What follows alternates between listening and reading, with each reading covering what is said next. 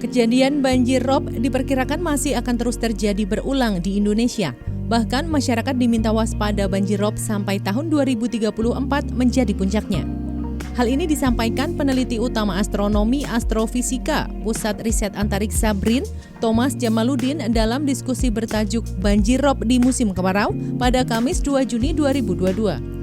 Banjir rob adalah banjir di wilayah pantai terutama karena air laut melimpas ke daratan. Banjir rob juga merupakan pola fluktuasi muka air laut yang dipengaruhi oleh gaya tarik benda-benda angkasa, terutama oleh bulan dan matahari terhadap massa air laut di bumi. Banjir rob juga dikenal dengan banjir pesisir, karena sering terjadi di wilayah yang tidak jauh dari pesisir pantai. Dalam pemaparannya, Thomas menjelaskan bahwa siklus nodal bulan merupakan salah satu dari 3 faktor pemicu terjadinya banjir rob di Indonesia. Salah satu penyebab banjir rob yang terjadi adalah karena kenaikan pasang maksimum air laut. Nah, kenaikan pasang maksimum air laut ini juga dipicu oleh siklus nodal bulan 18,6 tahunan. Siklus nodal bulan yang dapat memicu terjadinya banjir rob itu merupakan dampak miringnya posisi bulan 5 derajat dari ekliptika sehingga mengakibatkan air laut pasang maksimum.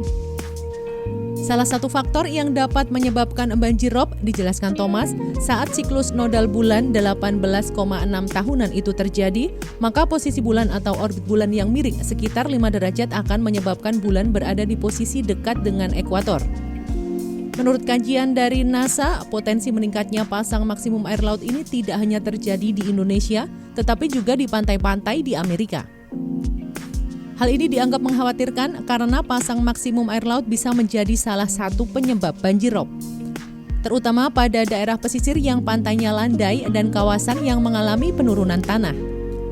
Dalam kondisi puncaknya di 2034 nanti, Thomas memperkirakan jika sudah waktunya terjadi siklus nodal tersebut, pasang maksimum air laut semakin tinggi dan banjir rob juga semakin tinggi.